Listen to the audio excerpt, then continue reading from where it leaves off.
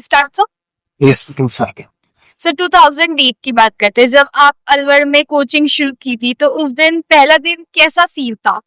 कोई proper setup था या सच में कुछ ऐसा नहीं था, बस आपने सोचा कि नहीं मैं एक नई शुरुआत करता हूँ तो आपने उस शुरुआत को शुरू किया, या आपने कुछ पहले प्रॉपर सेटअप किया था इस सब के लिए? Setup proper tha because actually before coming to Alwar, I started my first institute in Bharatpur in 2007 with my friends. So we are three partners in that. So luckily Krishna, the partner, so he had arranged everything here in Alwar for me. So that setup was there. We had good classrooms and proper setup was there. So I came here on 30th March 2008. And then we started our first batch on 10th April 2008. Yeah. Are you still good friends with the two partners you had earlier? Yes, yes. My both friends are running their own institutes. We have two institutes in Bharatpur. One is being led by Rajiv Gaur at Kila Bharatpur, and second one is at Saras Chora. Rajiv is leading, Krishna is leading that second institute there. Still we are in touch. नए शहर में लोग आसानी से trust नहीं करते, specially एक नए टीचर को। सो जब आप अलवर में आए तो क्या लोगों ने आपको एज इंग्लिश टीचर एक्सेप्ट किया था? What was the difficulties you faced by the people over here? To start in any new city, एक चैलेंज तो रहता है, तो इनिशियली वो चैलेंज था, बट मैं ऐसा नहीं कहूंगा कि एक्सेप्ट नहीं किया। I feel lucky enough that मुझे बड़े अच्छे स्टूडेंट्स मिले, पहले बैच से मिले। पहले बैच में 3 बच्चे से 3 students were there, but then second batch हमने जब स्टार्ट किया तो we had more than 15 students in second batch. Just because of those 3 students we got 15 students, and then we worked really hard with them and they had a good change, and then they mouth publicity, that was amazing. So the family, which was of 3 students only, it kept on increasing regularly, and so it was not that much difficult for us because we had an experience, like we had started in 2007 in Bharatpur, so we knew what challenges can occur in front of us. So we are ready for all those challenges. And before this, what was done, very funny incident. My friends did a survey actually. Rajiv and Krishna, they visited all the institutes of Alwar which were running those days. They met with the trainers. I did not go, but they met and they talked to them. And then when they came back to me, they said, Deepak, you will nail them all. You won't have any kind of problem. The skill set which you have, it's believe me better than them.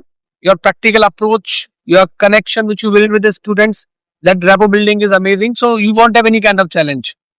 So we worked with that devotion, passion, compassion. So result was in front of us. Seen in Alwar, how was Right. number one spoken English coaching? Can say. Okay sir.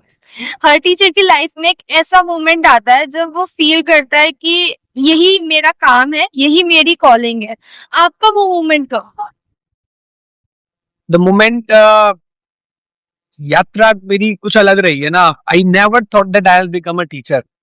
मैं गांव से आता हूँ और मैं being वो गांव से आने का मतलब है कि गांव में हमें जो सपने दिखाए जाते हैं बचपन से, वो आर्मी के दिखाए जाते हैं। तो मेरा सपना आर्मी का नहीं था, मेरा एयरफोर्स का था। एंड फ्रॉम 10th और पहले से मैंने तैयारी शुरू की थी एयरफोर्स की, and I prepared well. 12th में अच्छे मार्क्स आए। आई appeared first time in air force exam. मैंने रिटन पास किया, फिजिकल पास किया, but finally I was declared medically unfit. And it did not happen once, it happened regularly, it happened 3 times. I was also declared medical unfit in Navy. Or at the end, I was given in 2007 or 6, in the end of 6 and beginning of 2007, a red card by the armed forces. Do not apply again. Means do not waste your time and don't waste our time. So means the doors which I wanted to open for my career by joining armed forces or Air Force or Navy, it stopped. It closed actually. So then I had no other option what to do. That was a very tough time for me. But again, with the help of some good friends, I got to know that I can do something better also in my life. and I started preparing for MBA CAT exam. During CAT, I had worked a lot on my communication skills, mathematics also, and especially my vocabulary part and all these things. But at the end of 2007, something happened, so I could not pursue my that decision. Then there was no option. I searched for jobs. I went for call center jobs and these all, but these were not paying much better. So then my teacher offered me, Deepak, you teach very well. Because one teacher was there. I went to his institute, but to see my way of teaching, he said, you don't need to learn here. You already know a lot. You should share your experience here and I'll pay you something for that. Then after 1 year, he said to me, you should join this line. It's good for you. You can do wonders in this English language training and all this. So he provided me that opportunity. Then I did not have money. Rajiv was the person, he said money will be managed. He'll manage money. Rajiv and Krishna both managed money. Then we opened our first institute in Bharatpur. I remember on 23rd of September, we launched it. And 2nd of October on Gandhi Jayanti, we started our first batch in Bharatpur. So from there, when I was there, I was actually training Rajiv. I wanted to pursue something else, but the Rajiv could not teach well. And he had already spent a lot of money. So then, उसके सामने कोई option नहीं था क्या करूं मैं.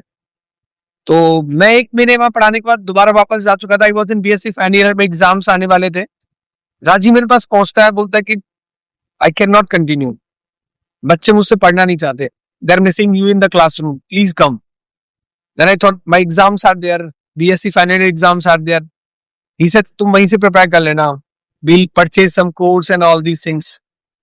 Then it was very tough for me to take that decision what to do.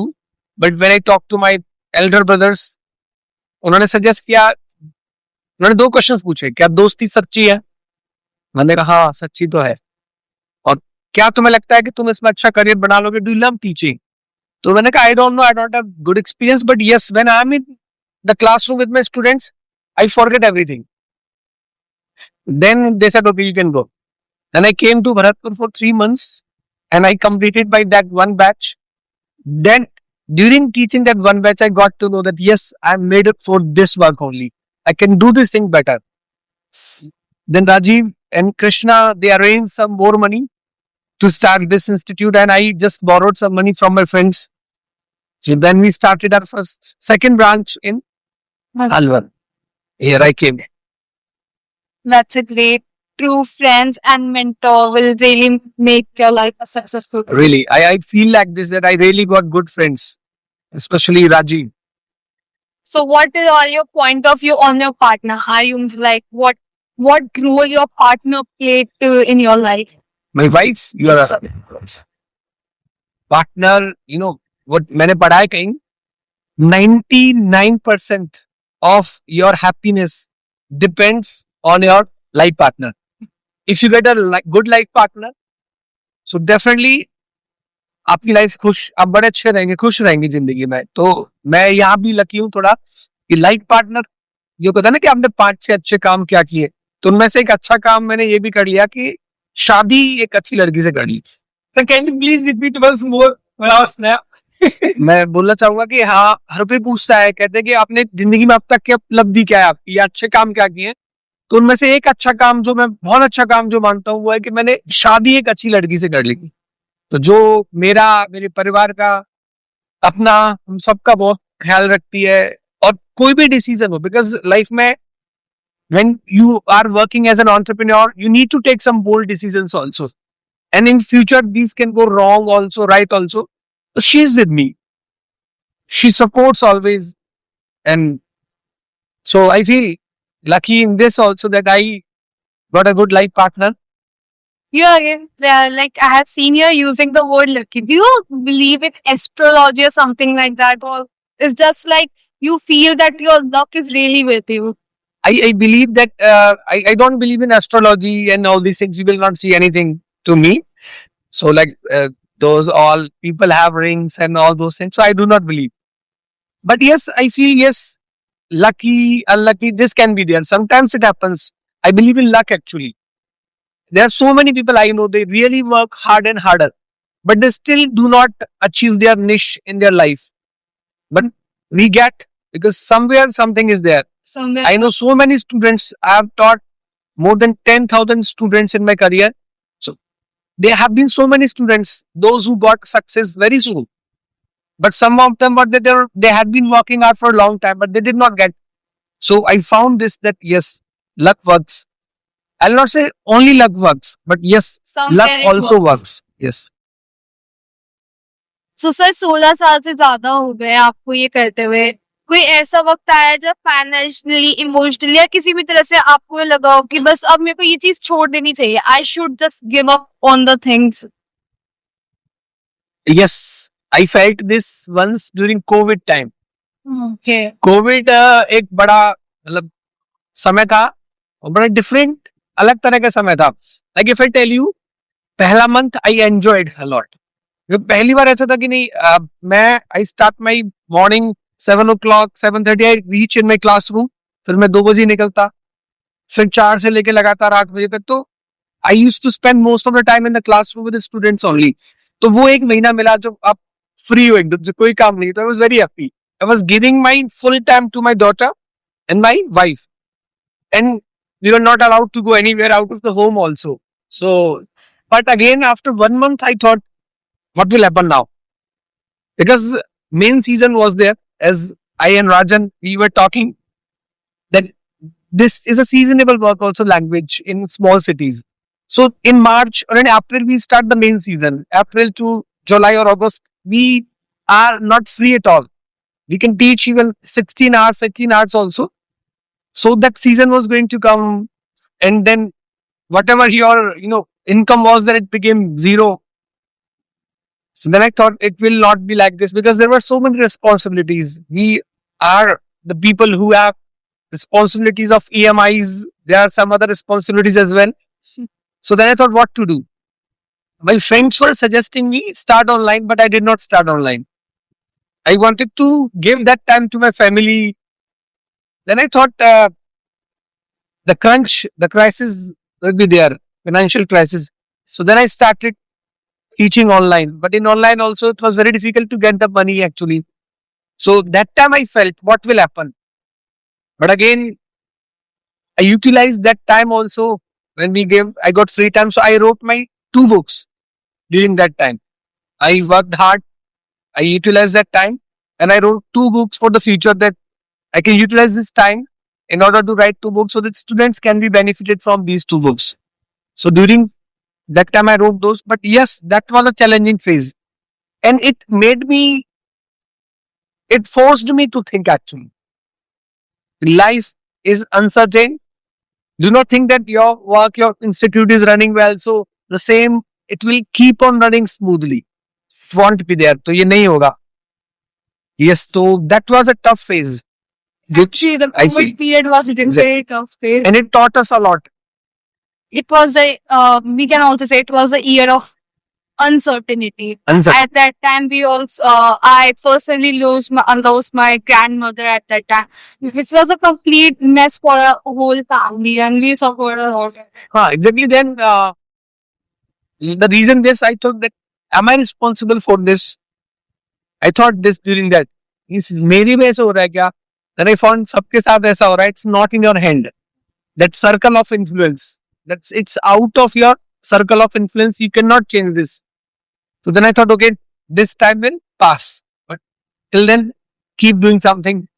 So we worked on online. Can you please elaborate what is the circle of influence? Circle of influence is what? Like some incidents or accidents. We are responsible for those. Like this laptop is that it's mine, so I can take it anywhere. I can use it the way I want to use it. But there are so many episodes in life. There are so many incidents in life, like which are not in the control of art. We cannot control these all things. For example, COVID का आना, वो मेरे control में नहीं था कि मैं Covid को बंद कर दूं या कुछ भी चेंज कर दूं. It was not in my control. सबको प्रभावित किया कोविड ने. एक और एग्जांपल इसका है सर्कल ऑफ इन्फ्लुएंस. लाइक अभी ईरान और अमेरिका इजराइल वॉर चल रहा है. Yes, sir. सबको दुख होता होगा, मुझे भी दुख होता है पर्सनली जब मैं इसके बारे में सोचता हूँ. क्यों हो रहा है, वॉर क्यों होने चाहिए, राइट? और पूरी वर्ल्ड की इकोनॉमी को नुकसान हो रहा है, दुख होता है, बट लेकिन मैं बहुत ज्यादा दुखी हो रहा हूँ, लेकिन मैं कर क्या सकता हूँ? I am in a small city like Alwar, I am working here. अब मैं इसी वजह से बहुत ज्यादा परेशान रहा हूँ, पजल्ड रहा हूँ, उस घटना की वजह से जो मेरे कंट्रोल में नहीं है, मेरे हाथ में नहीं है, राइट? किसी के हाथ में है, जो रोक सकते हैं वो नहीं रोक रहे हैं, उनको रोक देना चाहिए। तो सर्कल ऑफ इन्फ्लुएंस, मेरा मानना है कि कई बार हम अननेसेसरी टेंशन में चले जाते हैं, बर्डन फील करते हैं, राइट? तो हमें सोचना चाहिए कि जो आपके सर्कल ऑफ इन्फ्लुएंस में, जो आपके इन्फ्लुएंस में, आप उन चीजों को चेंज कर सकते हैं। जैसे मेरे इन्फ्लुएंस मेरा क्लासरूम है, मेरे स्टूडेंट्स हैं, मैं उनमें कुछ चेंज लाने का प्रयास कर सकता हूँ, वो मैं करता हूँ। मेरे स्टूडेंट्स के माध्यम से मैं कोई चेंज लाने का प्रयास करता हूँ, वो मैं कर सकता हूँ, मैं कर रहा हूँ, मैंने किया है पास में। बट बड़े लेवल पे शायद अभी इतना बड़ा सर्कल मेरा नहीं है कि मैं उसको प्रभावित नहीं कर सकता अभी, तो मुझे लगता है। Okay sir. Sir, helping hands Alwar बनाने का ये आइडिया कहाँ से आया? कोई एक मूवमेंट था, या कोई आपने कोई गंदी गली देखी, या कोई गंदी चीज देखी? किस तरीके से ये हेल्पिंग हैंड्स का आइडिया आया? कुछ भी नहीं देखा, हेल्पिंग हैंड्स भी जीवन में आया, और आने का रीजन एक ही था। आई रिमेम्बर 2014, उन दिनों मैं बीएड कर रहा था, I was pursuing BEd, I was studying because my life, like I did not stop my study. Along with career, I kept on continue my study also. तो उन दिनों मेरा आना जाना हो रहा था JNK, जम्मू कश्मीर में बहुत जा रहा था, थोड़ा मुझे काम भी करना था वहां थोड़ा, तो I used to go there. तो उन दिनों क्या हुआ, like it is of August and सितंबर, अगस्त की बात है 2014 में। तो मैं जम्मू कश्मीर गया हुआ था, मैं कुछ किसी प्रोजेक्ट पे थोड़ा बहुत काम कर रहा था बीएड के दौरान। तो मैं जब वहां गया, तभी वहां बाढ़ आती है बहुत ज्यादा, और जब बाढ़ आती है तो मुझे कुछ कॉल्स आते हैं मेरे पेरेंट्स के कि तुम सेफ हो ना, तुम ठीक हो ना? मैंने कहा हाँ मैं ठीक हूँ। वो बोलते तुम जल्दी आ जाओ, कम बैक टू अलवर। भाइयों के कॉल गए, कुछ दोस्तों के कॉल गए, स्टूडेंट्स के कॉल गए, तो मैंने ठीक है आ जाता हूँ। तो मैं लौट रहा था, तभी मैं क्या देखता हूँ स्टेशन पे, जम्मू रेलवे स्टेशन पे मैं देखता हूँ, मैं लौट रहा हूँ और ऐसे सैकड़ों यंग गर्ल्स आपकी एज के, एक लड़के लड़कियां, वो वहां जा रहे हैं कुछ छोटे छोटे रिलीफ के पैकेट्स लेके, कुछ खाने का सामान लेके, कुछ कंट्रीब्यूट किया था उन्होंने अपने कॉलेज कैंपस में, वो सामान लेके, वो सब चीजें लेके वो जा रहे थे उन लोगों की मदद करने के लिए, रिलीफ और रेस्क्यू सेंटर से मदद करने के लिए, हेल्प करने के लिए लोगों की। मैं था जब संकट आ रहा है उस जगह पे मैं छोड़ के आ रहा हूँ, लेकिन जब संकट, मतलब मैं छोड़ के आ रहा हूँ और उसी समय कुछ ऐसे यंग लड़के लड़कियां जो जा रहे थे मदद करने के लिए, तो मुझे लगा मैं कायर हूं, मैं डरपोक हूं। लेकिन चूंकि फैमिली और हम सब लोग सच्चाई है कि हम लोग सेफ रहना चाहते हैं, मैं आ गया, बट मेरे दिमाग में वो सीन ही घूम रहा था of that airport, sorry railway station वाला, राइट? तो टीचर्स डे आता है सितंबर में, 5 सितंबर। तो 5 सितंबर से पहले हमारे कुछ स्टूडेंट्स लाइक यश अरोड़ा, उन दिनों यश आता था, शायद सौरभ भी आता था, और काफी यंग लड़के लड़कियां कोचिंग पढ़ने आते थे, पूनम आती थी इनफैक्ट, एंड कामना, शेफाली, आदर्श, गौरव, बहुत सारे स्टूडेंट्स थे। तो they were coming in the institute, तो वो जो पढ़ने आ रहे थे तो वो कुछ प्लान करते कि सर हम टीचर्स डे मनाना चाहते हैं और हमने कुछ प्लान किया है, कुछ पैसे हमने इकट्ठे किए हैं और we want to celebrate this, आप परमिट करते हैं तो हम कोचिंग में मना ले, कुछ पार्टी रख लेते हैं। तो मैंने पता नहीं क्या था, बिकॉज माई माइंड, मेरे दिमाग में पढ़ाई के अलावा वही घूम रही थी, पढ़ाने के अलावा वो सीन। तो मैंने कहा कि नहीं, इस बार कुछ सेलिब्रेट नहीं करते, एक काम करो, मैंने उनको बोला कि अगर तुम कर सकते हो तो एक काम करो, जो पैसा आपने कंट्रीब्यूट किया है इसको आप prime minister national relief fund में भेज दो, या सीएम जो रिलीफ फंड होता है कोई भी बाढ़ और जो राहत आपदा के लिए बनाया जाता है उसमें भेज दीजिए आप उसको, जो भी आप कलेक्ट कर रहे हो, और कुछ मैं भी दे देता हूं। तो मुझे ऐसा लगता है कि बीइंग अ टीचर, स्टूडेंट्स बड़ा अच्छी तरह समझते हैं, इस क्लासरूम में भी बॉन्ड बहुत अच्छा है हमारे स्टूडेंट्स के साथ। तो उनके समझ में आया ठीक है ये अच्छी बात है आप सर कह रहे हो। लेकिन दूसरे दिन वो मेरे पास आते हैं, सर कि थोड़ा सा अमाउंट है, क्या हम कुछ ऐसा करें, अगर आप परमिट करें कि हम हर क्लासरूम में जाएं, मतलब हर बैच में आपके सुबह से लेकर शाम तक, और हम सबसे कहें कि आप हम ये पैसा कुछ इकट्ठा कर रहे हैं और इसको हम प्रधानमंत्री जो नेशनल फंड है उसमें भेजना चाहते हैं, तो आप जो भी 1 रुपए 5 रुपए 10 रुपए 100 रुपए जो कंट्रीब्यूट करना चाहे सब कर दें। तो मैंने कहा ठीक है कर दो। तो then they took this initiative, right. और उन्होंने पूरे कोचिंग से मुझे लग रहा है 7,500-8 हजार रुपए इकट्ठे किए उस दौरान। और धीमे धीमे जब बच्चों को पता लगा तो वो, जैसे मुझे याद है पूनम अपने घर गई, उसने अपने मोहल्ले से 1,000 रुपए इकट्ठे कर लिए। 1-2 और लड़के लड़कियां थे, उन्होंने भी ऐसे किया कि सर ये मेरे नहीं, मेरे आसपास के दोस्तों ने 1,000 रुपए दिए। तो ऐसे करके वो अमाउंट 11,000 15,000 तक पहुंच गया। फिर यश और सौरभ ये बड़े क्रिएटिव इंजीनियरिंग कर रहे थे स्टूडेंट थे, तो उन्होंने बोला कि सर जब हम लोग 15,000 एक छोटी सी कोचिंग है हमारी तो ये कर सकते हैं, तो क्यों ना हम इसको कुछ कोई मूवमेंट बनाएं, क्या यूथ्स को कनेक्ट करें, लोगों को बताएं, कुछ ऐसा करें कि हम और जगह चले जहां से हम और जो क्राउड फंडिंग करें या कराएं और लोगों को मदद के लिए बोले हम लोग। तो हमें आइडिया अच्छा लगा, क्योंकि हम लोग डिस्कशन क्या करते हैं क्लासरूम में, we are doing GD, we are doing debates, तो हम मुद्दे, हम नेशनल इश्यूज इंटरनेशनल इश्यूज हम डिस्कस करते हैं क्लासरूम्स में। लेकिन बात जब आती है तो हम लोग बस we are good people, we are busy in our life career, but हम जमीन पे जाके कुछ कंट्रीब्यूट नहीं कर रहे थे। तो हमें लगा कि ये सही टाइम है, हम कुछ कर सकते हैं, और वो यूथ तैयार था कुछ करने के लिए। तो देन व्हाट वी मेड, उन्होंने कहा सर आपकी अच्छी पहचान है स्कूल्स में, आप लोग आपको जानते हैं, कोचिंग्स वाले आपको जानते हैं, तो कुछ ऐसा करते हैं। तो हमने सोचा क्या किया जा सकता है। Then we are in discussion, because GD करते रहते हैं पूरे दिन हम यहाँ पे, तो वी आर डिस्कशन। तो वहां निकल के आया कि कुछ ऐसा करते हैं कि दूसरों को मोटिवेट करें और एक कोई हम म्यूजिकल प्रोग्राम करें लास्ट में, और हम बताएं कि अलवर से इतना पैसा इस फंड में हमारी इनिशिएटिव के बाद गया है। फिर यहाँ से दो मतलब एंट्री आती है हमारे साबिर सर की, जो कला भारती में म्यूजिक टीचर थे, मेरे बड़े अच्छे दोस्त थे, मेरे स्टूडेंट भी रहे। और तो मैंने उनको कॉल किया सर हम कुछ ऐसा प्लान कर रहे हैं और आपका मार्गदर्शन और सपोर्ट चाहिए। उन्होंने कहा कि कभी भी आ जाओ। सर भी आते हैं, फिर हम प्लान करते, तो पूरी प्लानिंग हुई। फिर हमने टीम बनाई, डेली हम लोग 3-4-5 स्कूल्स में जाने लगे। उन दिनों मैं आईटी कॉलेज पढ़ा भी रहा था गेस्ट लेक्चरर के रूप में। तो मैंने आईटी कॉलेज में जब अपने स्टूडेंट्स के साथ ये शेयर किया स्टेज पे, तो you will be surprise, IT college से 51,000 रुपए 51,000 उन्होंने 3 दिन में इकट्ठा कर लिया। फिर वहां के ऑनर्स को पता चला 51,000 उन्होंने अलग से दिया। देन हम हर स्कूल कॉलेज में गए, हमारे स्टूडेंट्स को कहा कि हर जगह हम नहीं जा सकते, आप जाओ। हमने एक अपना लेटर बनवाया, और वो लेटर, हाँ इंटरेस्टिंग बात है कि यहाँ ये था कि जब हम लेटर बनवा रहे थे तो क्या बनाए इसको, किस रूप में लेके जाए, हम कौन है, हु वी आर, हमारी आइडेंटिटी क्या है। तो वहां हमने सोचा कि एक यूथ ग्रुप बनाते हैं। फिर इस नाम पे डिस्कशन हुआ, और इंटरेस्टिंग सी बात कुछ है, मुझे लगता है यश और सौरभ ने मुझे लगता है डिजाइन किया था हेल्पिंग हैंड्स का पेज, और उसने कमिटमेंट रखा था कि अगर 50 लाख आ गए इस पे, 50 लोग जुड़ जाएंगे इस पे 2 दिन में, तो इसको कंटिन्यू करेंगे, वरना इसको बंद कर देंगे। और लकीली 100 शायद लोग जुड़ गए थे उस दौरान, हम लोगों ने उसको शेयर किया था। वहां से हमने अपना विचार शेयर करना शुरू किया सोशल मीडिया पे। फिर यस डिजाइन ये करना जानते थे इंजीनियरिंग के बच्चे, तो इन्होंने पंपलेट पेपर्स डिजाइन किए, विचार पत्र अपने, उसको लेके हम अलग अलग स्कूल्स में गए।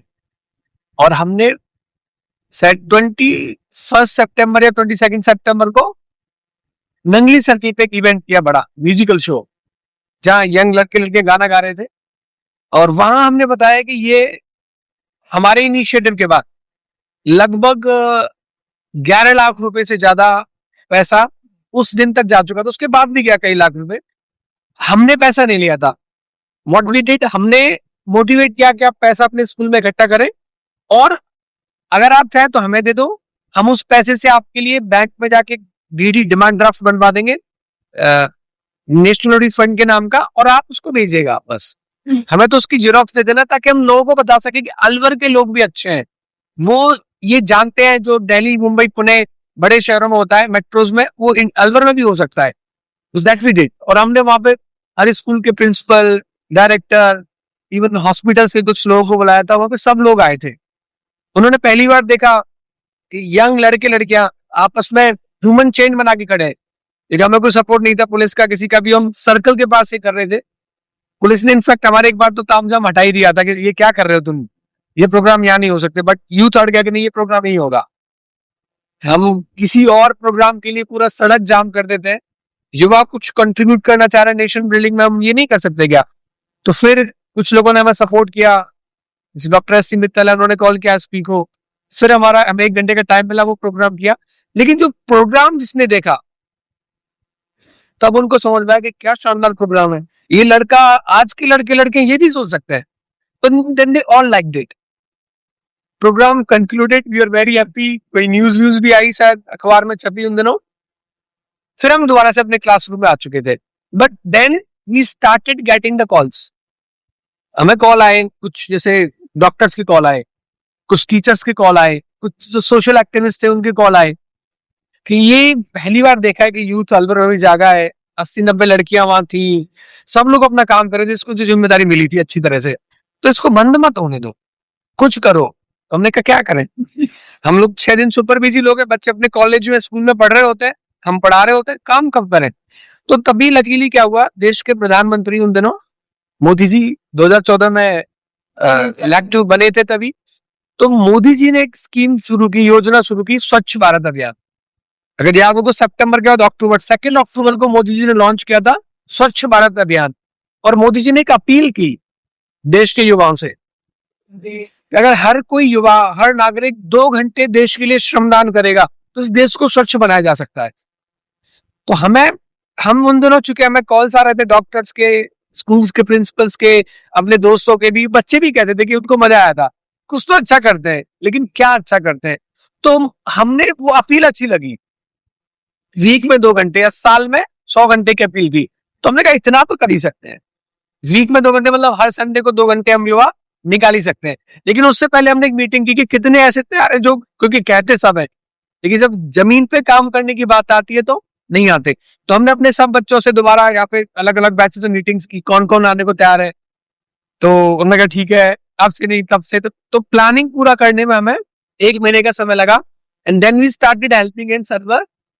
जो स्वच्छ भारत अभियान वाली मूवमेंट था, जो बड़ा मूवमेंट अलवर के इतिहास में अब तक करा है, वो हमने शुरू किया 2 नवंबर 2014। पहला संडे हमारा भगत सिंह सर्किल पे था, तो लगभग 45 ज्यादा बच्चों ने बोला था, 80-90 बच्चों ने बोला कि हम सब आएंगे, बट लगभग 45 यंग गर्ल्स, लड़के लड़कियां, 1-2 आर्मी के लोग भी थे उन दिनों, अपने एक भैया थे मनिंद्र भैया, वो क्लास में आते थे। उनका जो ट्रेनिंग का वो हमें मिला कि कैसे ट्रेन करें हम बच्चों को। तो उनका ट्रेनिंग का एक आर्मी से है, तो डिसिप्लिन वाला को उन्होंने संभाल लिया कि sir I take care. Youth को बड़ा चैलेंजिंग है कि डिसिप्लिन रख पाना, to keep them in discipline. तो वो बहुत अच्छा हुआ। फिर उसके बाद जब हमने देखा कि 1 घंटे काम किया, आधे घंटे में सब साफ हो गया। बच्चे कह रहे सर और काम बताओ, और काम बताओ। हमने कहा बहुत प्यार लगता है। तो लेकिन जब सबने देखा कि, मेरे दोस्त है अंकित, वो तब तक हेल्पिंग हैंड से नहीं जुड़े थे, तो अंकित आता है बाद में देखने के लिए कि इन्होंने क्या किया है आज। तो जब वो अंकित आता है, देखता है, उनको लगा कि यार तस्वीर तो कुछ बदली है, कुछ साफ हुआ है। भगत सिंह, हमने बिफोर और आफ्टर की एक पिक्चर बनाई, पहले कैसा दिख रहा था भगत सिंह सर्कल, अब कैसा है। वहां आसपास जितनी भी गंदगी थी हमने साफ करके एक जगह पे इकट्ठा कर दिया। तो जो नगर परिषद कॉल किया वो कचरा लेके चले गए, वहां कुछ बच्चों ने रंगोली बना दी। तो उनको लगा कि कुछ तो बदला जा सकता है। तो अंकित बहुत ही वो कहें तो बहुत रिवोल्यूशनरी है, क्रांतिकारी टाइप है। तो अंकित को अच्छा लगा, उसने कॉल किया कि यार तुम लोगों ने सच में कुछ किया है। यश को कॉल किया उसने पहले, फिर वो मिलने के लिए आया कि इसको अच्छा लेके जा सकते हैं, can we make this a movement now, इस पे काम करें, प्लानिंग करें। तो अंकित को हम लोग थिंक टैंक बोलते हैं। तो फिर हमने उस पे काम करना शुरू किया। सेकंड संडे क्या हो, फिर हम भगत सिंह टू गए, अम्बेडकर सर्कल, हमने वो सब साफ कर दिया। ज्यादा लोग आए उस दिन। एक हमने और थोड़ा प्रचार प्रसार किया था, लोगों को बताया था कि हम ऐसा कर रहे हैं, और हमने सोशल मीडिया पे ऐड करना शुरू किया उसको। तो वहां अच्छे लोग आए, आधे घंटे में सब काम हो गया जो पहले प्लान किया था। फिर हम देखते हैं कि भगत सिंह टू सर्कल पहले ऐसा नहीं था, अम्बेडकर टू भगत सिंह सर्कल यहाँ पे बीच में वायर लगी होती तार, उसमें बहुत सारी पॉलीथीन कचरा भर जाता था अंदर, वो वहीं पूरी साल ऐसे ही रहता था और गंदा ही दिखता था। तो लड़के लड़कियों ने कहा सर हम इसको साफ कर दे पूरा। तो लगभग 70-80 वॉलंटियर्स वो लग गए। जब हम लोग सड़क पे काम करने निकले तो हमें देखा कि थोड़ा तो मतलब फर्क पड़ता है शासन प्रशासन को भी। उनकी जेसीबी आ गई, संडे वाले दिन यूआईटी के लोग आ गए, 1-2 नगर परिषद की टीम वहां पे आ गई कि हम भी सपोर्ट करेंगे। तो हमें लगा कि अब कुछ हो सकता है। देन वो धीमे धीमे जी यात्रा थी, वो चलती गई और कारवां बनता चला गया। इमोशनल कहानी है, मेरे लिए व्यक्तिगत रूप से इतनी इमोशनल कहानी है कि मैंने देखा है, क्या बोल सकूं लोगों सबसे हमको मानिए ये ना हो कि कुछ मतलब कोई प्लान नहीं था, कुछ भी प्लान नहीं था, नथिंग वाज इन प्लान कि हम कई लोगों को लगता है जैसे हम लोग जब इलेक्शन लड़े, कई लोग लगता है कि इनका तो इंटेंशन ही इलेक्शन लड़ना था, ये आए इसलिए थे। और हमें क्या क्या नहीं बोला गया। शुरू में हमें यहाँ के पॉलिटिशियंस बहुत प्यार कर रहे हैं, कोई हमें बीजेपी वाला बता रहा है क्योंकि हम मोदी जी के सब जो ड्रीम है स्वच्छ भारत का उसको जी रहे हैं, कांग्रेस वाले हमें हेट कर रहे हैं, ठीक है। फिर हमें कुछ दिन बाद जब हम बीजेपी के लोगों से, बीजेपी से नहीं, हमारा सवाल यहाँ की नगर निगम नगर परिषद से था, बीजेपी से सवाल नहीं था। लेकिन जब यात्रा चली, इतनी मेहनत की, आप यकीन नहीं कर सकते। आप अभी भी हमारे फेसबुक पेज पे आपको वो वीडियोस फोटो मिलेंगे उन लड़के लड़कियों के जिन्होंने लगभग 400 सप्ताह तक हर संडे, चाहे बारिश आई, आंधी आई, तूफान आया, लेकिन तूफान के दिन भी, तूफान से अगले दिन भी सुबह 4 बजे टीम निकलती है और जहां जहां पूरा रोड बंद पड़ा था, पेड़ पड़े थे, उस सबको हटाने में लगी पड़ी है ये लड़के लड़कियां। तो इतनी मेहनत हुई थी, तो हमें लगा कि इसको जाया नहीं जाने देंगे, बेकार नहीं जाने देंगे, इस काम इसकी अंजाम तक पहुंचा के रहेंगे। तो उन दिनों एक कसम खाई थी, क्योंकि जब हम कोर काम कर रहे थे तो अंकित इज वेरी मच पर्टिकुलर। तो अंकित, यश और दीपक के बीच एक समझौता हुआ, एक ट्रीटी हुई कि भैया किसी को भी कोई ऑफर आए, कितनी भी अच्छी जॉब का ऑफर आए, कितना भी बिजनेस में घाटा हो, लाइक कोचिंग बंद करनी पड़े, कुछ भी करनी पड़े, लेकिन अलवर सिटी छोड़ के नहीं जाएंगे। 5 साल हमने एक टाइम दिया कि इतने साल काम करेंगे और इसको इसके अंजाम तक पहुंचाएंगे। And then we did it. फिर दिन रात काम करना शुरू किया इसके लिए, प्लानिंग करने लगे, लोगों को जोड़ने लगे। विजन यही था कि let's make everybody a helping hand, सबको जोड़ दें, लोगों को जोड़ दें। इसलिए हम लोग केवल साफ नहीं करते थे, हम साफ से पहले क्या होता था कि लाइक हमने कोई एक गंदा पार्क या स्पॉट सेलेक्ट किया तो एक टीम होती थी बड़ी अच्छी, वो देखती थी कि हमारे पास क्या संसाधन है, कितने हमारे पास लोग हैं, नेक्स्ट वीक में कितने आने वाले हैं, क्या टूल्स हमारे पास है। तो हम उसके अनुसार जगह का स्पॉट सिलेक्शन करते थे। वो सिलेक्ट करके बताती थी दूसरी टीम को कि ये हमारा स्पॉट सिलेक्शन हो गया, यहाँ करेंगे हम लोग। फिर एक टीम होती थी, क्योंकि हम यूथ को केवल सफाई नहीं कर रहे थे, हम उनके अंदर लीडरशिप भी सिखा रहे थे, डिसीजन मेकिंग सिखा रहे थे हम उनको। हम वो प्रैक्टिकली वो ट्रेनिंग उनको दे रहे थे जो जाके वो कॉर्पोरेट में उनको जरूरत पड़ेगी। वो कम्युनिकेशन कैसे होता है, इनिशिएटिव बेस्ड लीडरशिप हम उनको सिखा रहे थे। तो हमारे यहाँ हर वीक कोई कोऑर्डिनेटर होता था, जैसे कि आप हमारी कोऑर्डिनेटर हो। आपने कहा दीपक सर आप यहाँ साफ करोगे, मैं वही साफ करूंगा, आई कैन नॉट डिसाइड। किसी ने बोला कि यश भैया तुम ये करोगे, वो कोऑर्डिनेटर चाहे वो 15 साल का बच्चा है, कोई भी बनाए, उसकी लीडरशिप में हम सब लोग काम करते थे। उसकी लीडरशिप में हम लोग 1 दिन या 2 दिन पहले जिस पार्क के आसपास हम लोग अपना विचार पत्र लेके जाते थे और हम कहते थे कि हम कल आएंगे आपकी सिटी में साफ करने के लिए, यहाँ इस जगह को आप भी आना प्लीज। क्योंकि हम चाहते थे कि हम तो साफ करके चले जाएंगे, लेकिन वो जगह फिर गंदी हो जाएगी अगर वहां के लोग नहीं जुड़ेंगे। तो उनको जिम्मेदारी का आभास, उनको एहसास करा के आते थे। तो वो लोग भी आते थे, बच्चे तो हर जगह पे आ रहे, यूथ हर जगह पे आ रहा है, वो सब आ जाते थे, आंटी बड़े लोग सब लोग आके हम आपस में साफ करते, फिर हम चर्चा करते, हम गीत गाते, हम डांस करते, चाय लेके आ रहा है, कोई चाय पिला रहा है, हमें बहुत प्यार मिला हमें। कचौड़ी खिला रहा है, तो हम साफ करके आते, एक मैसेज दे के आते, एक बॉन्ड बनता अच्छा हमारा, ताकि वो हर जगह हेल्पिंग हैंड्स तैयार हो जाए सिटी में, और वो हुआ भी। तो इस तरह से चला। तो मतलब बहुत अलग ही यात्रा है। शुरू में लगा कि समस्याएं होंगी, लेकिन जब चीजें पता चली कि नगर परिषद इज नकारा परिषद, इनके बहाने हैं, इन पे काम नहीं है, ये करना नहीं चाहते, इनकी नीयत खराब है, तो बहुत दुख हुआ। तो फिर जो मूवमेंट एक अवेयरनेस के रूप में चल रहा था, सबको जोड़ रहा था, तो उसने सवाल पूछना शुरू किया। और जब से सवाल पूछना शुरू किया, इन सत्ताधारियों को बुरा लगा, ये बच्चे, छोटे मोटे बच्चे, हमें सवाल पूछने वाले कौन होते हैं, ये जवाबदेही तय क्यों करना चाहते हैं? तो हमने भी ठाना था कि कुछ भी हो, हम लोग अब सवाल पूछेंगे, और हमने वो हर काम किया जो लोकतंत्र में हम लोग एक सही तरीके से हमें करना चाहिए वो किया। हमने आरटीआई लगाई। राजस्थान की एक मुद्दे पे सबसे ज्यादा आरटीआई लगाने का रिकॉर्ड रहा हेल्पिंग हैंड का एक दिन में। 72 इश्यूज पे एक साथ हमने आरटीआई लगाई। जिनको आरटीआई लगे वो घबरा के कांपने लग गए, लेकिन जवाब नहीं दिया इन लोगों ने। तो अलग ही तरह का मूवमेंट था, बहुत ज्यादा हमारी भी भावनाओं से जुड़ गया वो। तो लगता है लोगों को, लेकिन कोई इंटेंशन चुनाव लड़ने का नहीं था, कोई इंटेंशन इन लोगों से लड़ने का भी नहीं था कि हम कोर्ट में जाएंगे। 53 डेज हम लोग नंगे पैर चले। नंगे पैर विद्रोह यात्रा हमारी याद है, अलवर में लोग याद करते हैं आज भी। तो क्या था, अच्छे घरों के लड़के लड़कियां, अच्छे पढ़ने पढ़ाने वाले नंगे पैर चल रहे हैं, बारिश में गर्मी में क्यों चल रहे हैं इस शहर के लिए? क्योंकि काम कर चुके थे। वो आवाज, हमें लोग कहते थे कि इनसे मत बोलो, इनसे सवाल मत करो, ये तुम्हारा बहुत नुकसान कर देंगे। जैसे हमारे बहुत साथी गवर्नमेंट जॉब्स में थे कि इनको ये मतलब नौकरी से हटवा देंगे, ट्रांसफर करा देंगे, इनके कुछ भी करवा देंगे। तो हमने पूछा था कि भाई जिसको डर लग रहा हो वो आना कब। ऐसा हुआ भी। हमारे कई साथी थे गवर्नमेंट वाले, वो बेचारे पीछे हट गए थोड़ा सा। उनको लगा कि ये बैड पॉलिटिक्स है अब तो, वो बजाय अलवर को साफ करने के बदला ले रहे हैं हमसे। बट मैं सल्यूट करूंगा अंकित को, उसकी नौकरी से उसको बर्खास्त कर दिया जाता है, लेकिन फिर भी वो पीछे नहीं हटता सरकारी नौकरी से। ये मैं कुछ भी हो जाए मैं बोलूंगा, मैं सवाल पूछूंगा इनसे। तो देन वी डिड। यश था, यश एक लड़का जिस एज में प्राइवेट नौकरी की तैयारी के या गवर्नमेंट जॉब की तैयारी के लिए सब लोग लगे होते हैं, वो चिंता ही नहीं कर रहा अपने करियर की। और बहुत कोई ज्यादा अमीर घर से नहीं आता वो यश आता है एक बहुत मध्यम वर्गीय परिवार से और लोअर मिडिल क्लास परिवार से। उसके फैमिली को बड़ी जरूरत थी कि बेटा पैसे कमाने लगे, मदद करे, लेकिन वो इस शहर की खातिर अपनी नौकरी को साइड में रखता है और 2 साल तक 3 साल तक वो ये करता है। ये बहुत बड़ा योगदान था।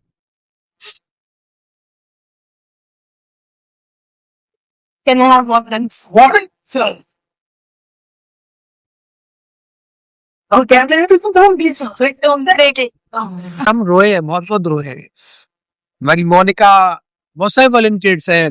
जब हम इलेक्शन लड़ रहे हैं तो पहले डिसाइड ही नहीं कि इलेक्शन लड़े ना लड़े, करे क्या। फिर ये कि तुम मत करो इलेक्शन, मत लड़ो, ये तो ऐसे ही रहेगा। वो आप कोर्ट केस लड़ चुके हो, जो हम आरटीआई आप लगा चुके हो, एक सही तरीका है। तो एक लास्ट में था कि दिलों से इतना कनेक्टेड है मुद्दा कि बंद कैसे हो, वो झाड़ू बंद भी तो नहीं कर रहे हो और पता है रिजल्ट्स नहीं आ रहे। तो ये था कि क्या करें, कब तक करें, क्योंकि सफाई जैसे मुद्दे पे 5 साल 6 साल काम किया। 2020 कोविड तक काम किया हमने। कोविड के बाद भी 6-7 महीने राजन ने बहुत अच्छी भूमिका निभाई, 1 साल 8-9 महीने और 2021 तक काम हुआ लगभग। हाँ, 2021 तक हुआ है वैसे। तो लेकिन ये था कि कैसे बंद करें, वो बंद भी तो नहीं कर सकते अंजाम तक पहुंचाए बिना। तो आखिरी था, बहुत से लोगों से मिले, बोले आप चुनाव लड़िए, क्या पता आपके 2-4 लोग जीतते हैं। 6 लोग जीत गए, 2-4 तो आप अंदर जाएंगे, वो अंदर से बदलाव लाएंगे। तो फिर ये था कि चाहे जीते हारे पता नहीं, क्योंकि पता था कि जीतना कुछ पता नहीं जनता क्या कर सकती है। ऐसा नहीं कि वोट मिलेगी, खूब मिले, बट वो जिस तरह से मिलने चाहिए तो वो नहीं मिले, क्योंकि पैसे का नहीं था यूज। क्योंकि आइडियल चुनाव लड़ रहे थे कि जैसे मैं चुनाव लड़ा था तो मुझे फोन आते थे कि भैया आपकी रात वाली पार्टी कहाँ होती है, आपके लोग कहाँ बैठते हैं जहाँ शराब और ये चलता हो। तो अंकित को फोन, अंकित साथ था मेरे का, तो भैया आप ना हमें वोट मत देना। अंकित ऐसे बोल रहा है, क्यों बोल रहा है, क्योंकि ना तो हम कोई शराब पिलाने वाले, ना हम कोई ऐसे पैसा खर्च करने वाले, हम पे कुछ भी नहीं था। हम तो बस थोड़ा बहुत पैसा आपस में इकट्ठा किया, उस पैसे से चुनाव लड़े। सिंपल है कि अगर हम पैसे खर्च भी करते तो हम शायद भगत सिंह से लेके मार्केट तक सड़क को कलेक्ट किए थे पैसे कलेक्ट किया। दुकानदार से। लेकिन जो भैया चुनाव लड़ने वाले, जो देना चाहे दान दे दो, लोगों ने भैया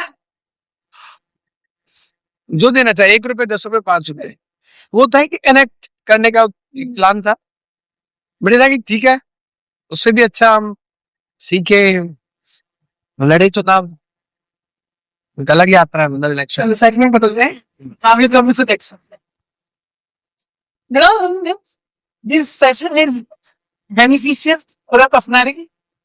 Yes.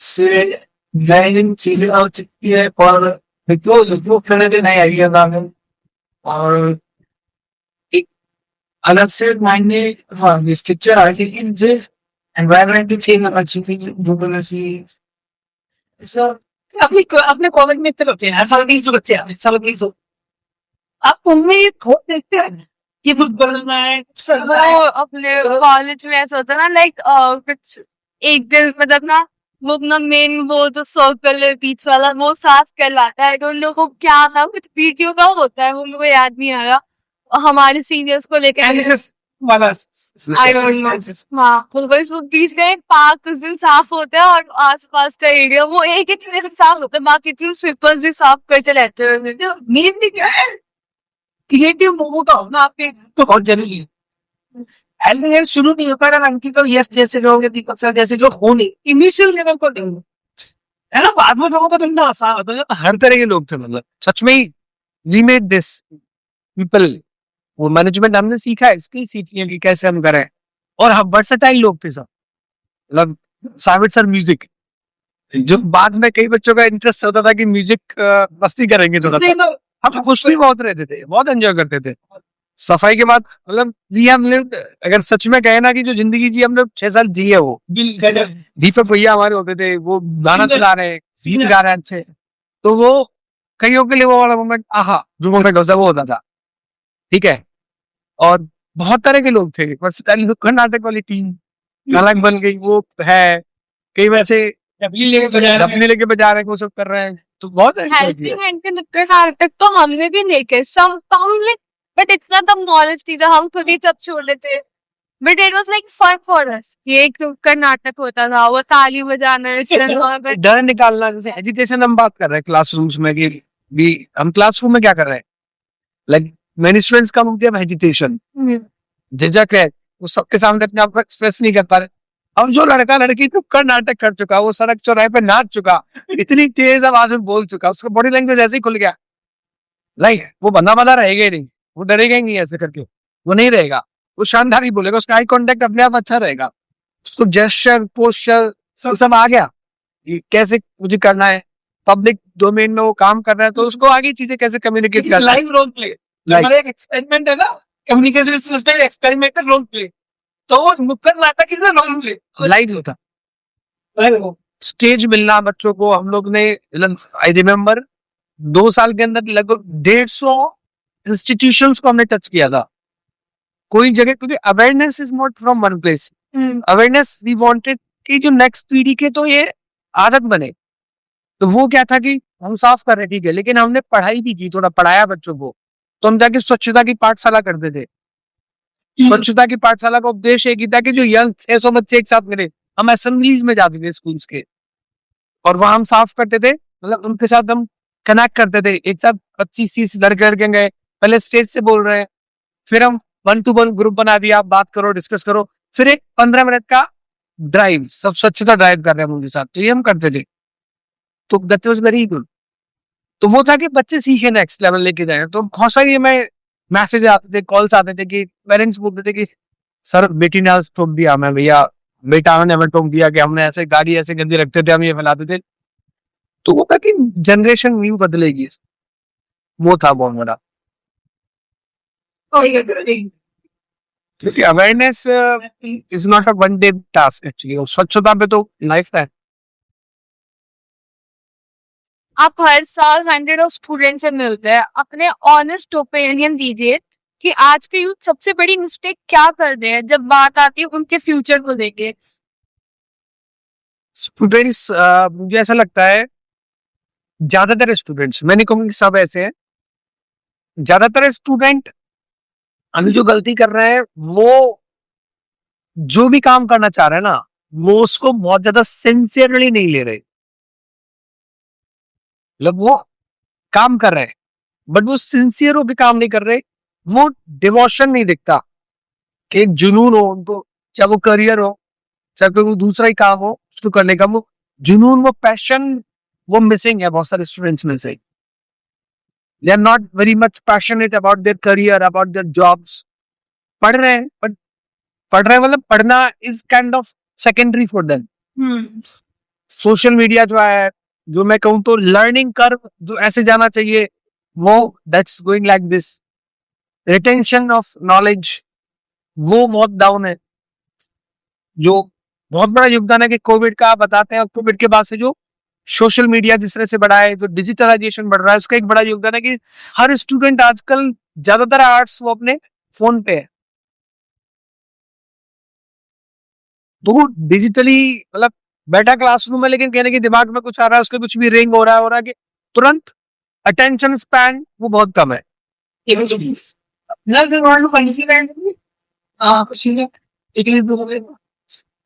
सर, अलवर है राजस्थान के किसी छोटे शहर का स्टूडेंट जब दिल्ली या मुंबई के स्टूडेंट के साथ compete करता है, तो रियल गैप क्या है और वो गैप कैसे क्लोज हो सकता है? मुझे लगता है कि सबसे बड़ा गैप कम्युनिकेशन स्किल्स का भी एक आता है, क्योंकि वो कहीं ना कहीं उसके अंदर ही रहता है कि I am coming from a very small town और विलेज। जो वो दिल्ली मुंबई के बच्चों को आप देखोगे तो they are more expressive actually, उनका जो बात करने का अंदाज आपको मिलेगा, और they are from some of the good schools where they have been trained at communication skills. तो हमारे यहाँ का बच्चा कहीं ना कहीं, आई एम नॉट सेइंग कि वो पढ़ने में अच्छा नहीं है, दे आर गुड, बट वो एक्सप्रेस अपने आप को उतने कॉन्फिडेंस के साथ नहीं कर पाते। वहाँ पे उनको नए नए प्लेटफॉर्म्स मिल जाते हैं, एग्जैक्ट एक्सप्रेस कर पाते हैं खुद को। हाँ, प्लेटफॉर्म और कॉन्फिडेंस एक जो होता है ना कि नो मैटर व्हाट, कहीं का भी बच्चा हो, नो मैटर कोई यूएसए से है, कोई इंग्लैंड से, तो क्या हुआ है, तो सी लेवल का स्टूडेंट ना, I will express my self, I will be confident about my self. तो वो कहीं ना कहीं लैक करता है। एग्जैक्ट। बहुत सारे स्टूडेंट्स को इंग्लिश बोलने में शर्म आती है और डर लगता है, तो ये डर कहाँ से और इसको कैसे परमानेंटली खत्म कर सकते हैं उनकी बाद में फ्लुएंटली बोल सकें? इट्स वेरी कॉमन, स्वाभाविक है। एजिटेशन होना, स्टेज फोबिया होना, इन्फिनिटी कॉम्प्लेक्स होना, कोई भी आप नया काम करेंगे। इनफैक्ट आप मुझे कहो मैं इंग्लिश बोलना सिखाता हूँ, आप मुझे कहिए कि आपको स्विमिंग सीखना है, मुझे नहीं आता, तो मैं जब पहली बार करूंगा तो एक अंदर से डर लगेगा वो भी थोड़ा सा, क्योंकि मैं देख रहा हूँ कि और तो बड़े छोटे छोटे बच्चे मुझसे बेटर तैर रहे, तो अपने अंदर ये फील होना इन्फिनिटी कॉम्प्लेक्स कि मैं नहीं कर सकता, मुझसे नहीं होगा, ये हेजिटेशन कॉमन है। बट वो हेजिटेशन आपको रोकना नहीं चाहिए, और कुछ भी नया करोगे आप, चैलेंजिंग टाइम फेज में जाओगे तो हेजिटेशन होगी आपको। तो हेजिटेशन को दूर करने के लिए सबसे बड़ा तरीका है कि आप प्रैक्टिस करें अच्छी तरह से। सर, प्रैक्टिस करने के कुछ मेथड्स जिससे हम घर पर प्रैक्टिस कर सकते हैं, इम्प्रूव कर सकते हैं अपनी स्किल्स? हाँ, तो हेजिटेशन सबसे पहला है कि क्या रोक रहा है हमें, रोक एक चीज रहा है, हमें ऐसा लगता है कि मैं गलत बोलूंगा लैंग्वेज तो सामने वाला क्या सोचेगा, मेरा जो इंप्रेशन है वो सही नहीं पड़ेगा, कहीं मेरी इंसल्ट ना हो जाए, राइट। तो यह माइंडसेट बहुत जरूरी है। तो आप बताइए कि गलती आप नहीं करेंगे तो क्या आप नया कुछ सीख जाएंगे? नहीं, हर कोई गलती करता है। किसी ने कहा गलती करना बुरा नहीं है, लेकिन गलती को गलती न मानकर बार बार दोहराना ये सबसे बड़ी विडंबना है। तो मिस्टेक्स आप करिए, इंसान है, गलती करेंगे, लेकिन सेम गलती को आप बार बार रिपीट मत करो। मिस्टेक से आप सीखिए, और किसी ने कहा mistakes are the proofs that you are doing something new, you are trying something new. अगर आप गलती करने बंद कर देते तो आप कुछ नया कर ही नहीं रहे। तो मुझे लगता है कि गलती करना चाहिए, करिए गलती, रिपीट मत करो उनको। तो मत डरिए, गलती करो, सीखो, प्रैक्टिस करो, बार बार करो, और सबसे सीखो। तो वो कॉन्फिडेंस बिल्ड करना ही पड़ेगा हमें, तो ये प्रैक्टिस से ही आएगा, लगातार अपने आप से बात करने से आएगा ये। Break No, I don't. Let's move on. So this is very normal part actually. Practice करेंगे तो दूर होगा। ये समझना पड़ेगा हमें, माइंडसेट करना पड़ेगा कि मेरी जो हेजिटेशन है, जो मेरी शाइनेस है, जो शर्म है, वो मुझे आगे बढ़ने से रोक रही है। तो क्या मुझे यही स्टक स्टेट में रहना है या मुझे एम्पावर्ड स्टेट में जाना है? तो आपको अगर स्टक स्टेट में रहना है तो आप रहो, बहुत से बच्चे रह जाते हैं ऐसे ही, लेकिन हर बच्चा ऐसा नहीं रहता, वो एम्पावरिंग स्टेट में जाता है, वो बदलता है अपनी स्टेट को, और वो प्रैक्टिस बेटर करता है, वो कम्युनिकेट करता है और वो अच्छा बोलता है। सर नेक्स्ट क्वेश्चन इज कि इंग्लिश लर्निंग के बारे में 3 सबसे ज्यादा बड़े मिथ्स जो आप कंप्लीटली तोड़ना चाहते हैं। पहला तो मिथ बड़ा कॉमन है कि हिंदी मीडियम स्कूल्स के बच्चे इंग्लिश नहीं बोल सकते अच्छी। ये मिथ तोड़ा है हमने। लाइक मैं I am from Hindi medium school, I'm also from India. He is from Hindi medium, और मेरे कम से कम अब तक 30 से 40 स्टूडेंट्स हैं जो इंग्लिश पढ़ा रहे हैं। कोर इंग्लिश लैंग्वेज ट्रेनिंग्स में है वो लोग। They almost all are from Hindi medium background. वो सीखे हैं और वो सिखा रहे हैं अब, राइट। और मेरे जो मैक्सिमम स्टूडेंट्स हैं तो you will find 50% ratio, 50 to 60% students are from Hindi medium background. तो भाषा ही तो है, लैंग्वेज क्या है, कोई भी सीख सकता है। जो 3 महीने थोड़ा सा अनुशासन के साथ प्रैक्टिस करने के लिए तैयार है, मेहनत करने के लिए तैयार है, वो कोई भी इंग्लिश क्या, इंग्लिश तो बहुत छोटी बात रह गई आज इस ग्लोबलाइजेशन के दौर में। लोग फ्रेंच, जर्मन, स्पेनिश ये सब सीख रहे हैं। वो सीख रहे हैं, भारत के बच्चे, गांव के बच्चे सीख रहे हैं। तो English is no more a phobia now, ऐसा नहीं है। तो पहला ये एक मिथ जो मुझे लगता है जो हम तोड़ रहे हैं, तोड़ेंगे भी और तोड़ते रहेंगे आगे। सेकंड एक लगता है कि कई लोग ये बोलते हैं कि कोचिंग इंस्टीट्यूट्स में जाके इंग्लिश नहीं सीखी जा सकती। ये लोग भाई रहता है कुछ नहीं, कोचिंग वाले पैसे ही लेते हैं बस, और वहां कुछ नहीं है, अपने आप ही सीखता है। तो एक मिथ हम ये भी तोड़ते हैं। लाइक वी गिव चैलेंज कि आप हमें हमारे अनुसार 3 महीने चलिए, आप नहीं सीखेंगे हम फीस वापस लौटा देंगे आपकी। राइट, आप 3 महीने में नहीं सीखते या हम आपसे फीस ले लेंगे। बट अगेन जैसे मैं एक बताऊं, एक बार मेरे पास एक स्टूडेंट आया, वो मुझसे बोलता है, वो आता है, सर मुझे ना इंडिया के बेस्ट कॉल सेंटर में मेरा जॉब इंटरव्यू है 1 महीने बाद, क्या आप मुझे उसके लेवल की इंग्लिश सिखा देंगे, उस लेवल की तैयारी कर देंगे, करा देंगे मुझे आप? क्या आप में वो दम है? मतलब चैलेंज करके मुझे पूछ रहा है। तो अब मैं सोचता हूँ क्या बोलूं मैं इससे, हाँ बोलूं ना बोलूं।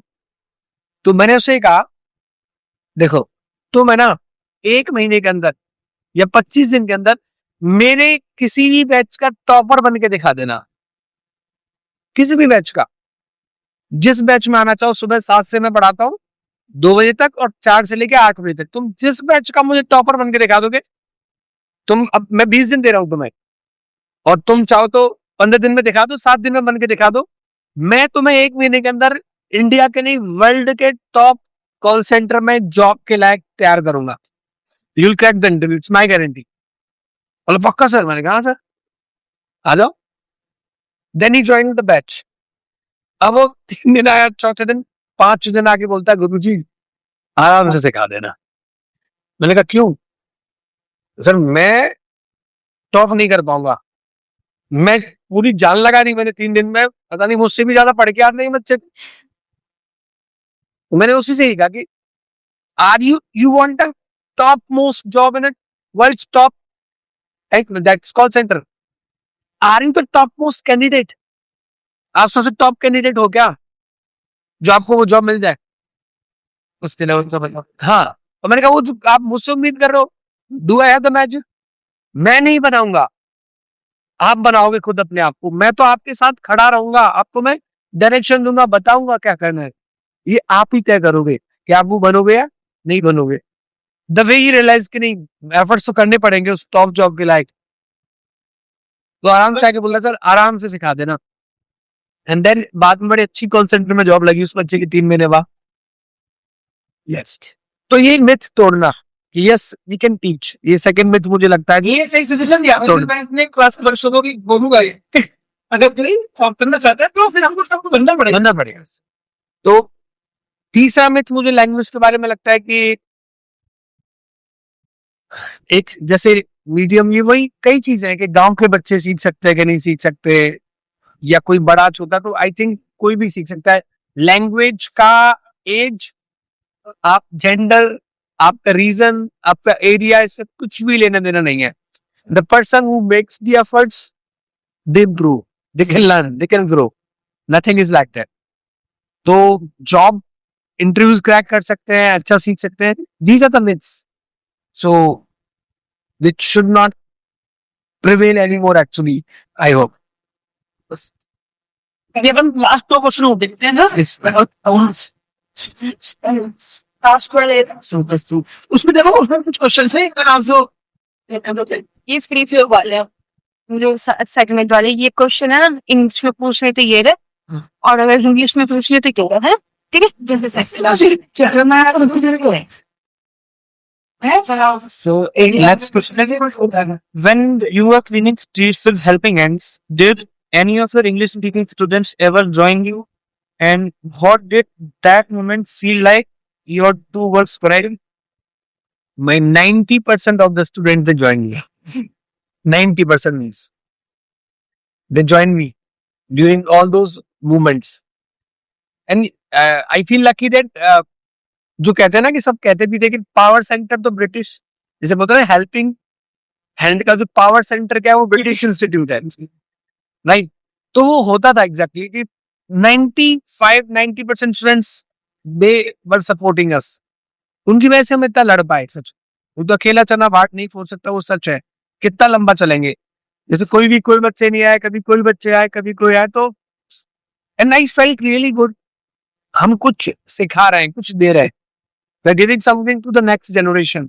पढ़ाई सब करा रहे हैं शिक्षा सब पढ़ा रहे हैं जो नॉलेज है हर कोई कोचिंग में जाओ स्कूल को पढ़ा रहा है जितना उसको आता है बट इसके अलावा हम और क्या दे रहे थे यस हम सिखा रहे थे कि let's be the part of solution don't be the part of problem मुझे हमेशा से लगता है कि इस देश में समस्या है इसलिए नहीं जाना थी कि यहाँ गंदे लोग ज्यादा है नहीं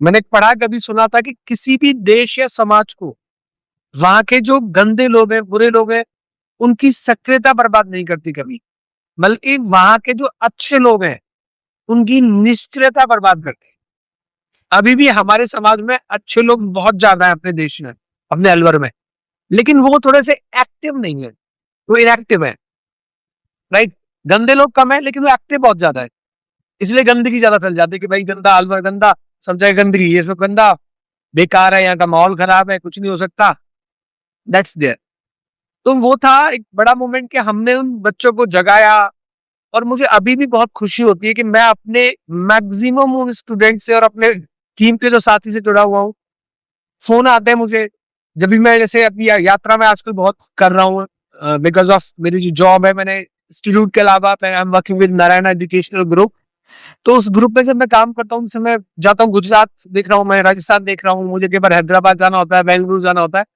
मैं थोड़ा सा सोशल मीडिया पे एक्टिव लोग हैं तो वहां लिख देते हैं कि travelling they are and all this so they come to know मिलने आते हैं मुझे वो बच्चे जो अलग अलग जगह जॉब कर रहे हैं तो बड़ा अच्छा लगता है और वो अपनी कहानियां बताते हैं आज भी कि सर जो 3 महीने के लिए हम आपके पास आए थे हमें पढ़ाया तो पूरी जिंदगी और किसी और टीचर के लेकिन जो इम्पैक्ट आपके 3 महीने का लाइफ में वो बच्चे आज मेरे टच में है सो जो 3 महीने कोई आपकी जिंदगी में आता है then they become the part of your life तो मुझे लगता है कि ये किसी सपने से कम नहीं मेरे लिए बस तो वो अभी भी इतना बड़ा कनेक्शन है बॉन्ड है बहुत सारे बच्चे अलग अलग जॉब्स में काम कर रहे हैं गवर्नमेंट जॉब में काम कर रहे हैं कोई बैंकिंग सेक्टर में काम करते हैं वो कहानियां बताते हैं कि सर जो आपने बताया सिखाया वो सूल आप लोग जी रहे हैं अभी भी हम वो काम कर रहे हैं कि हम देश सेवा समाज के लिए कुछ कर पाए हेल्पिंग हैंड्स का मतलब ये नहीं कि केवल हम सफाई करें जो जहाँ है राजन अभी पढ़ा रहा है MITRC कॉलेज में तो राजन की जिम्मेदारी है कि वो वहां रह के कुछ हेल्पिंग हैंड्स बने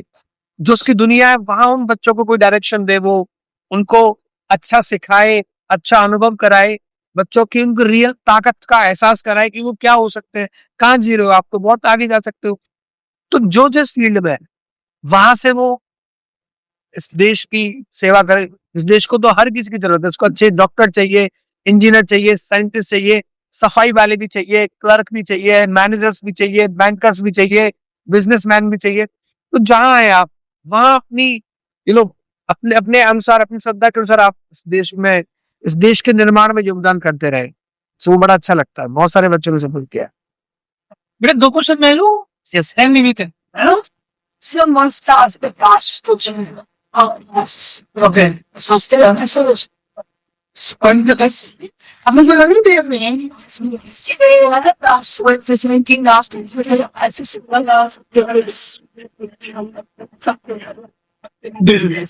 और कुछ क्वेश्चन है जो मैं स्टूडेंट्स के बेटा उनको बोलूंगा चलो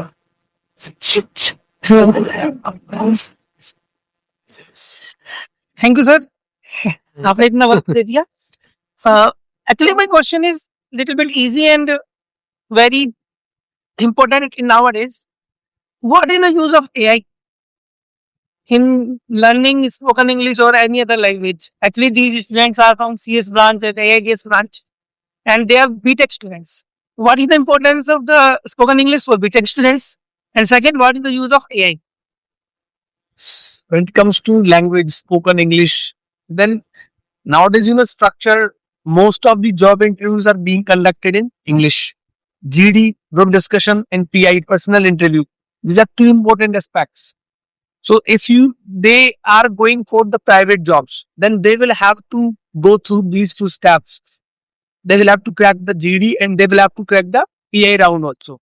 And that cannot be, maybe if anyone can crack without English, but I don't think without good communication skills, it cannot be cracked.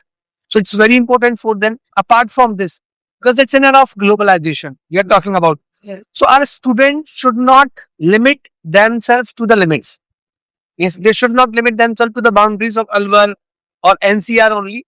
They should watch the dreams, or they should dream to go to abroad, to work in foreign countries also.